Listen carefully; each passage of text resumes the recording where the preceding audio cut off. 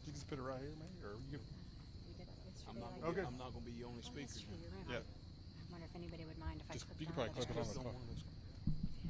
Fox won't care. Here you go. Fox is nice. Okay. Tell him to be nice. Have it back up just in case. Just pinch it on that phone. I guess I'll just see if that works. Thank you. Okay. Good evening, everybody. I'm Jason Pack, Special Agent with the Tennessee Department of Safety, one of the public information officers here. We're about to start our evening briefing. Speaking tonight will be both sheriffs, as we talked about before, and representatives of the Bureau of Alcohol, Tobacco, Firearms, and Explosives. So I'm going to turn it over to Sheriff Davis. Sheriff. Thank you, sir. Today, as I spoke earlier today, about us not being able to have notified all the families involved. I remember somebody on this side had asked me that question. I can tell you at this time, we have notified all 16 families of those people that we feel was involved in this situation, this tragedy.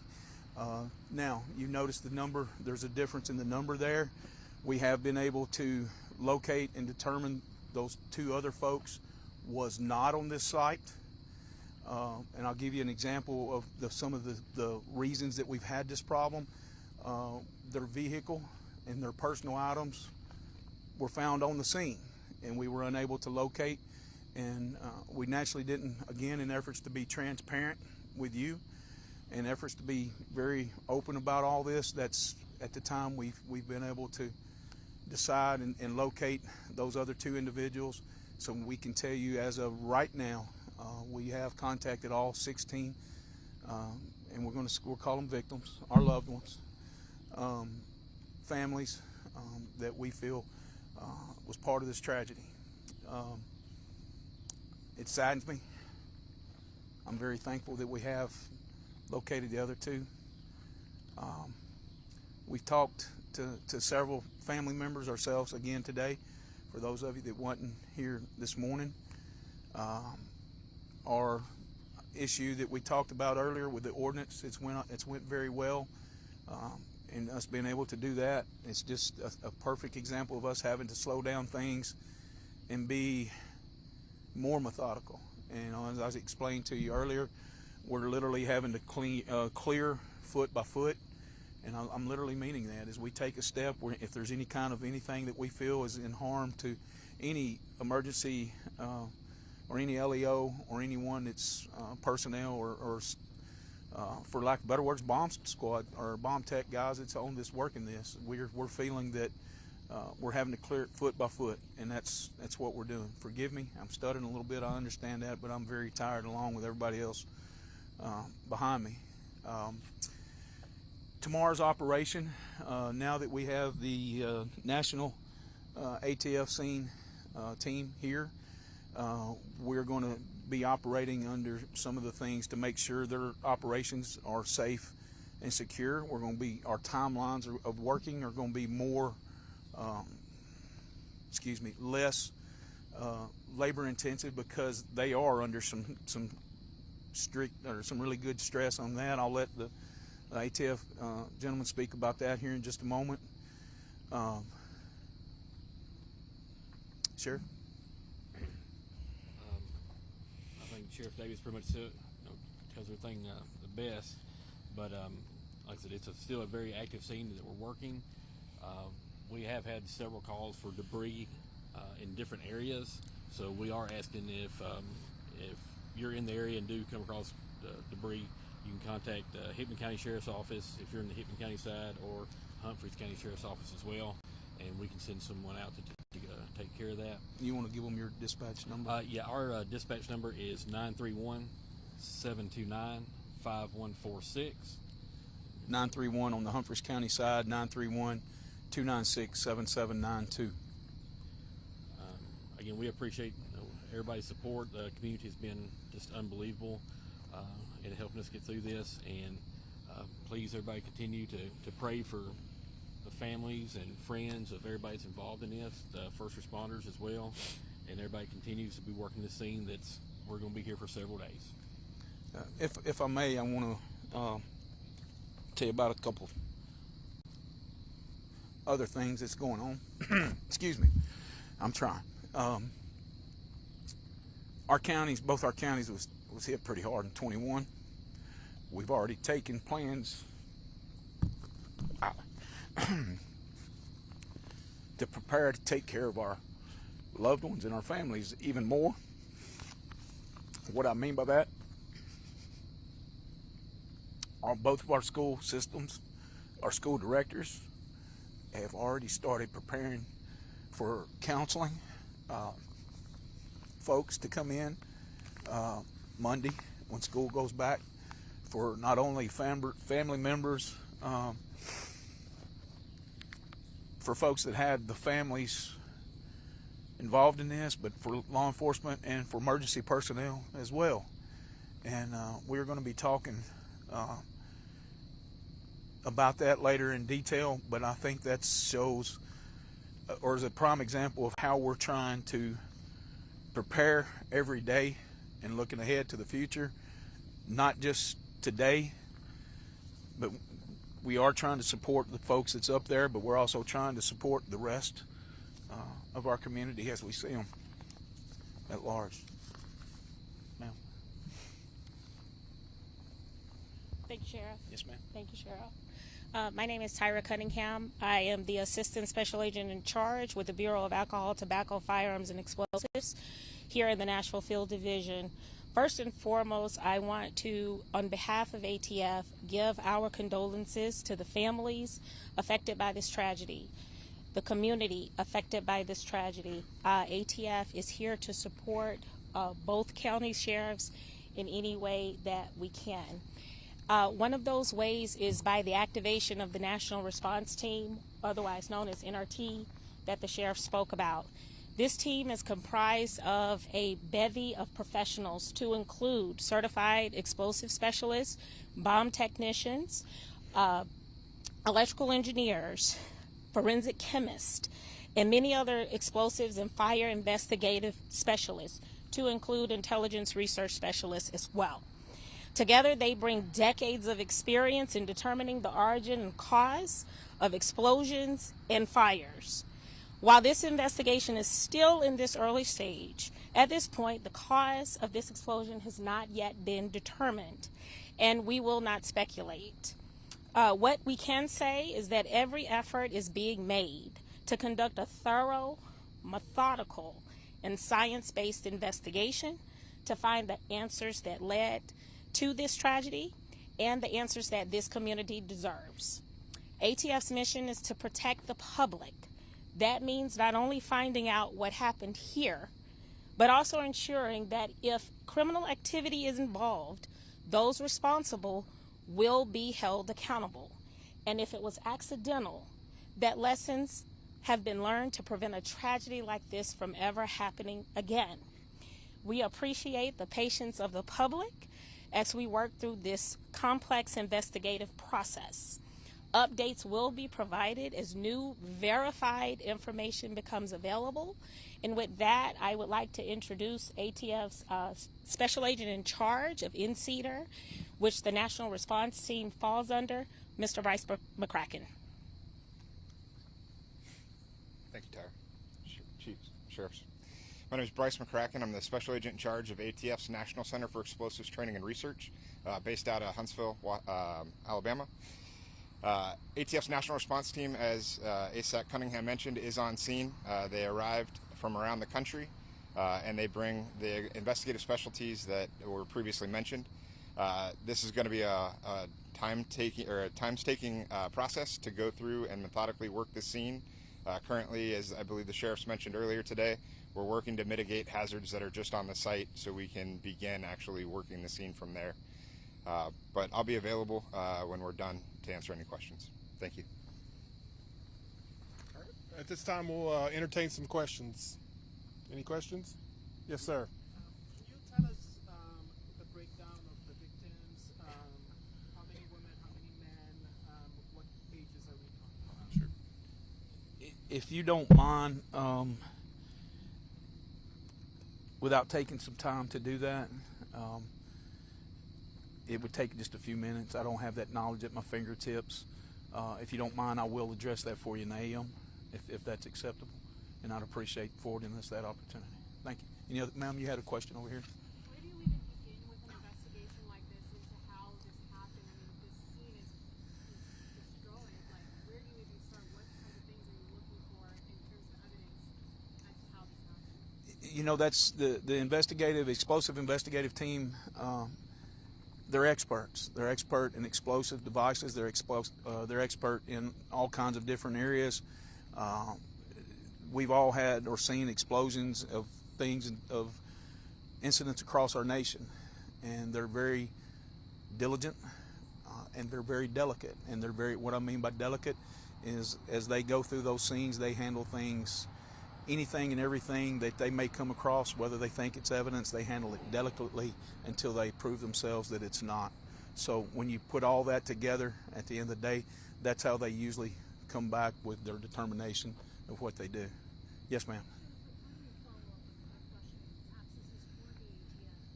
Are you any closer today to determining the cause of this? Can you walk us through maybe the investigative techniques, how you go about pinpointing the cause of something like this? So to answer your first question, ma'am, we are not any closer today to determining the origin and cause of this explosion. But yes, as we move through, we're starting at the outside of the scene and working our way into where we believe the blast originated. But it's going to take time to get to that actual the facility where they were working with the explosive materials. And so once we get inside there, then we'll start looking at what's remaining, what is in that scene. The team will document every piece of evidence that we recover as we move from that outside to the inner explosive scene, and we'll be looking at that explosive seat to make an analysis from there. And I'm sorry, can you repeat that one more time? What sort of things do you look for to differentiate between something that could be accidental in nature? So we'll have to start taking a look at that, but at this point, it's too far to figure that out, or it's too early in this scene to figure that out. And then you said there are 16 people that you have told the friends and family of. What did you tell them? That they've passed, that you can't find them, that there's still a recovery? What's the conversation there? Can we confirm any of that? Absolutely, ma'am. It's the exact message that I delivered to y'all this morning was the exact message that we spoke to them about. At this time, I can tell you that more than 300 people have been through that scene.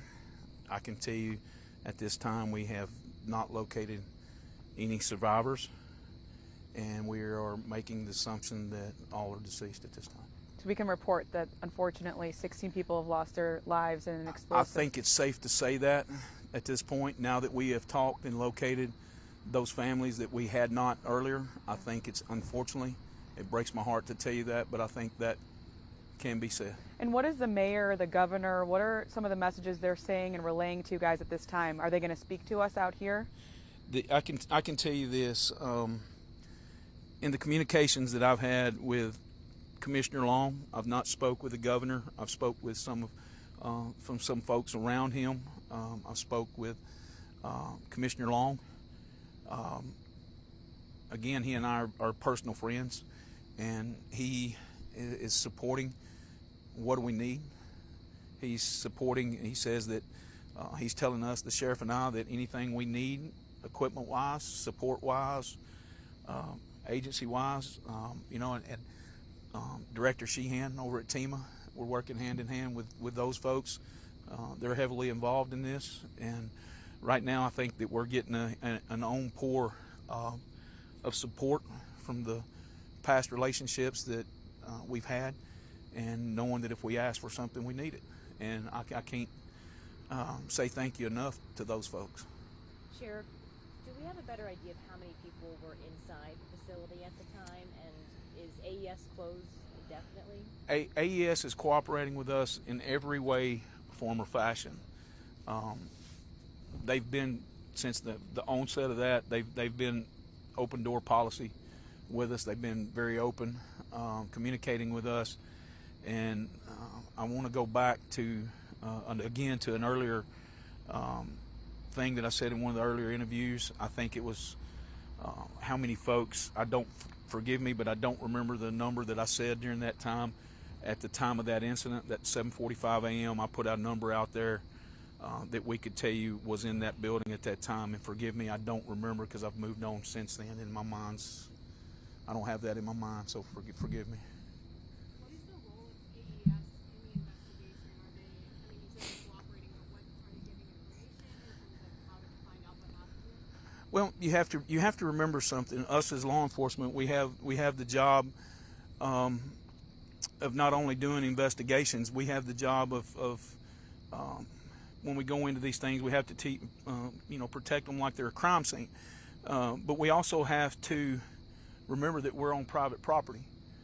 This is not a situation that's happening, in the middle of the road or on public property. We have to remember that, and I highly commend Accurate at this time for what they've done. They've allowed us in any way, form, or fashion, communicated with us, given us the information to ATF, and been forthcoming with pretty much anything that has been asked for. So, you have to remember something too, and we've talking about our families of our victims in our community, and that's, even though this is a company and they work and it's a place of employment, this is their extended family. So they deal with these folks every day, and it's extended family to them. And I was speaking with one of the gentlemen from Accurate earlier, and he was very emotional, and he's trying everything that he can do and supporting us in every way we can with these families. And he's made the comment to me, whatever we need to help aid and assist them, it's there.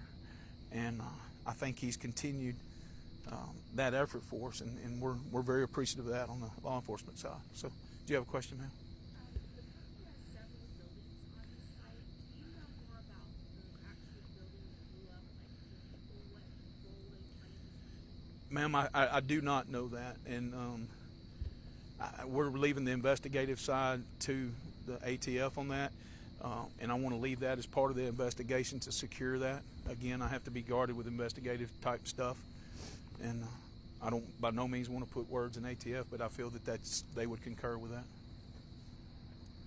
Yes, ma'am, Ms. Tracy. You don't report rumors and whatsoever, and we don't want to keep it going. You've been so gracious with all of us as media personnel, from everything from the restrooms out here, the generators, to the way that you speak to all of us. What message can we communicate going forward so that we can stop in advance what the rumor mill that keeps playing out, especially in the ATS investigation? Talking about, if there is something nefarious that happened, we want to get to the bottom of it and hold people accountable. What can we share with our viewers when it comes to not, perpetuating inaction? Ms. Tracy, one of the things that we did yesterday, Sheriff and I and Jason from TEMA, we put together a Facebook post, and I've started day one since talking with y'all, or moment one from talking to y'all till now. We have to remember that we get one shot at this. It's just like another crime scene. It's just like a murder scene. It's just like a shooting scene. We get one shot at this. One shot.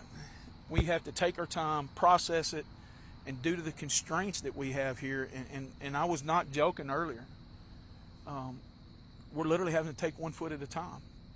And we've got, if we can't maintain the safety and security of us, those that are working the scene, we've got to make sure that is in place to be able for us to continue to get those answers, to get what is needed. So, to be transparent again, it's not that we're hiding anything from you, it just takes time. And I know sometimes time is our worst enemy about letting people's minds wander, about letting people's minds have an idea of conspiracy theories in it. I assure you that Sheriff Kraft and I will give you any bit of information that we can when it comes available. We're not going to hide something from you. The only thing that I will tell you is that there's some things going on in investigations that we can't necessarily talk about, and I will tell you that if something's asked or something's asked of me, and I think Sheriff Kraft will echo the same words, if there's something said that we feel is involved in that investigative side of things, we'll tell you, ma'am, I'm not at liberty to talk about that right now. And we'll tell you that.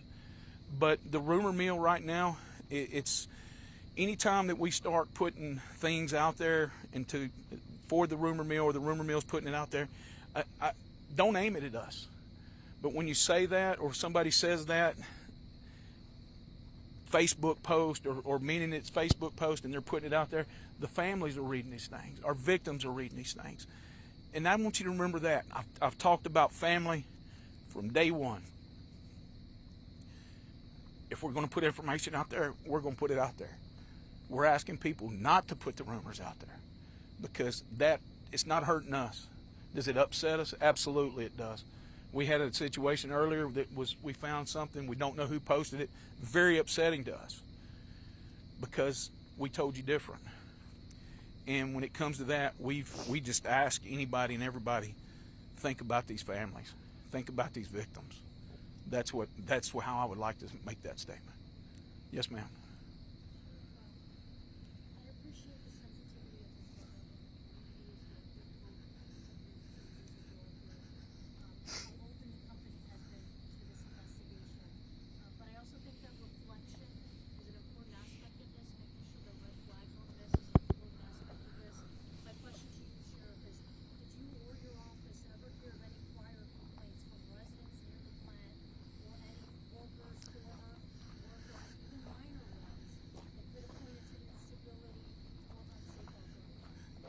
Ma'am, living here, in both of us, I think Accurate here again has been very open to us. They've actually had us on scene. I know I've been on scene, seen explosions and seen things, them set things off before. And I think the residents have become, because they do have test sites and test areas on the facilities, so some of the explosions may have come to secondhand to some of them in the area. To say that I've had a report of something that's suspicious, I haven't had that. I've had one of the folks that run this place is a personal friend of mine. I've known him, and our sons actually played baseball together for years ago. I can tell you they've reached out to us if there was ever a situation, an incident or a theft or something like that. They've been very straight up forward and honest with us. And I can say that since my 20 years being in office, I can say that's been very consistent with Accurate. Sheriff, you may want to say anything? Last question after that. They've been fantastic with us. I've never heard a complaint on anything from out here that I can think of. So I think our community is, like I said, it's been here for a long time. Accurate has. Our community is very aware of it, and there's never been an issue with any complaints. I know they know that, like I said, the times they're doing testing, they're going to hear some booms, and like I said, I think the people that live around here has kind of got adjusted to that when they do hear it. Yes, agree. Last question. Anybody? Sure. You mentioned having to go foot by foot, and I wonder, and if people are patient for an answer, did you help people understand the enormity of the task? Like, could you help us understand an estimated square footage of the last site? That might help people understand how big what you have to do is. Absolutely. We've talked about it. We talked about it again since the first moment we've started speaking with you guys. I can tell you that we have at least a half a square mile that we're dealing with. And not only that, but now we're receiving information. We've had one notification today that there's been some debris that's been more than 2 miles from the site that's been discovered. So have we expanded our scope a little bit? We've not expanded outside the compound at this time, but that's here again, that's one of the reasons why we stated what we did earlier about if there is some kind of debris that's found close to the area, or if somebody feels there's something suspicious, number one, please don't touch it, and notify 911 as soon as possible. Thank you. I appreciate y'all very much. Thank you, guys. We'll that concludes this briefing. We will let you know about tomorrow's briefing so through our much. Joint I'm so Information sorry. Center. We probably will have one tomorrow, but Will you guys we'll let us give know you if the governor's time coming tomorrow then and at date some of that point? as soon as we know. Because I heard that If he you have might any be. other Is that follow-up something you guys questions, can talk please about or hit no? our email address that we provided for you guys. I'll have to and coordinate we'll get that. back with you when we know more. Okay. Thank you so much. Let us coordinate. Okay, will you just because like I'm so sorry to be weird, but like some of our crews like us, like it's just me tomorrow, so it's like if I have to be here at 10 a.m. I will. If it's noon, I will. We'll push that out.